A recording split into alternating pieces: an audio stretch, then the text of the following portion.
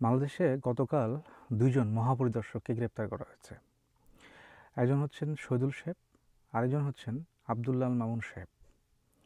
তো আবদুল্লাহ আল মামুন সাহেব শহীদুল সাহেবের চেয়ে এক ধাপ এগিয়ে।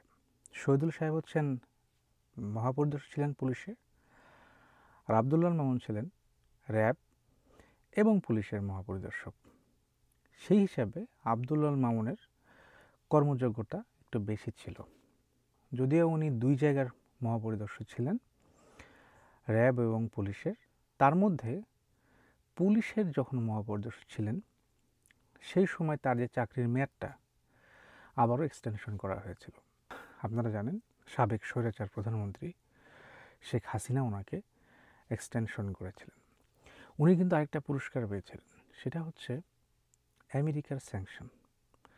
কারণ আপনারা জানেন এই যে মহাপরিদর্শক, দুই জায়গার মহাপরিদর্শক, আমেরিকা চিন্তা করছে এই যে মহাপরিদর্শক, এই লোককে আমেরিকা নিয়ে আসলে জায়গা মনে দিতে পারবো না।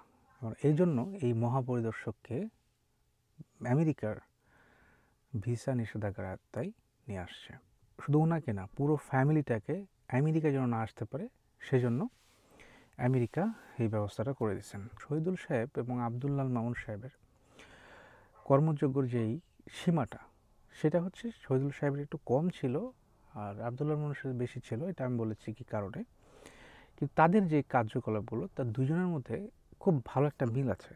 মিলটা হলো, উনি যে কাজগুলো করতেন শহীদুল সাহেব, যে বিরোধী দল দমন, বিশেষ করে বিএনপি, জামাত ইসলাম, ছাত্র শিবির, এগুলোকে দমন করার যেই পুরো ব্যাপারটা শহীদুল সাহেব কিন্তু করতেন। সেই পথটা ধরেই আমাদের আবদুল্লাহ আল মামুন সাহেব উনি কিন্তু এটা করেছেন। উনি আরও বেশি অ্যাডভান্স ছিলেন, কারণ জামাত ইসলামকে তারা সন্ত্রাসী সংগঠন বলতেন এবং ছাত্র শিবির তাদেরকে যে দমন করার জন্য যে বিশেষ ভূমিকা পালন করেছিলেন, এটা হচ্ছে আবদুল্লাহ আল মামুন। আপনারা জানেন যে ছাত্র শিবির তারা একটু লেখাপড়া করতে পছন্দ করত। লেখাপড়া করতে করতে তারা যদি অন্যান্য বই পড়তো, যেমন আপনার শেখ হাসিনার দিনকাল, বঙ্গবন্ধুর অসমাপ্ত জীবনী, এগুলো পড়লে কিন্তু সমস্যা হইতো না। সমস্যা বাইরে গেছে কিন্তু এক জায়গায়, সেটা হলো তারা পড়তো জিহাদি বই, তারা পড়তো কোরআন, তারা পড়তো হাদিস। তো এগুলো যখন পড়তো তখন চিন্তা করতো এগুলো পড়ে দেশের কী আর উন্নতি হবে, দেশের কী আর ইতিহাস জানবে। এজন্য তাদেরকে কঠোরভাবে দমন করার চেষ্টা করতো বা করেছে। আরেকটি বিষয় যেটা করতো দুজনেই, যে জঙ্গি যে নাটকগুলো বাংলাদেশে, আমরা প্রতিটা দিন টিভি খুললেই দেখা যেত আজকে এই জায়গাটা ঘেরাও করা রেখেছে, আজকে এই জায়গা ঘেরাও করা হয়েছে, এখানে আছেন আনসারুল্লাহ বাংলা টিমের প্রধান, ওখানে আছেন জামাতের উনি, ওখানে আছেন বিএনপির তিনি। তো এই যে জঙ্গি যে নাটকগুলো আমাদের বাংলাদেশে, এই খেলাগুলো চলেছে, দুজনের সমানতালে চালিয়েছে। আবদুল্লাহ আল মামুন অ্যাডভান্স লেভেলের কিছু কাজ করেছে, যেমন আয়নাঘর।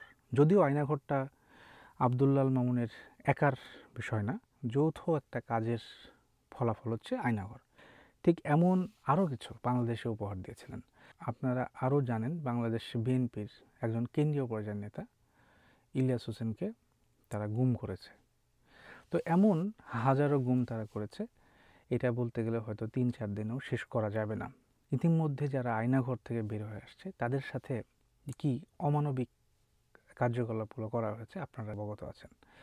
তো এই যে মহাকারিগর, এত কিছুর যে মহাকারিগর, দুজন কারিগর, প্রধান দুইজন কারিগর, একটা হচ্ছেন শহীদুল সাহেব এবং একজন হচ্ছেন মামুন সাহেব, তাদেরকে গতকাল যখন আদালতে ওঠানো হয় আমি লক্ষ্য করে দেখলাম তাদের হাতে কোনো হাত করা ছিল না।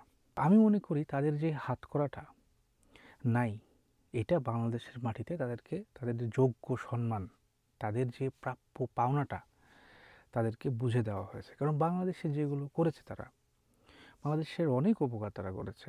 বাংলাদেশে জঙ্গি নিধন করেছে, বিরোধী দলকে তারা দমন করেছে, বিভিন্ন রকম কার্যকলাপের সাথে তারা জড়িত ছিল এবং যারা বাংলাদেশের জন্য ক্ষতিকারক তাদেরকে নির্মূল করে দিয়েছে। তো এরা তো এতটুকু প্রাপ্য অধিকার তাদের আছে যে তারা আদালতে যখন যাবে তাদের হাতে হাত করা থাকবে না, কারণ তারা তো বাংলাদেশের সূর্য সন্তান। তারা একজন মহান ব্যক্তি। আমরা কাদের হাতে হ্যান্ডকাপ দেখব?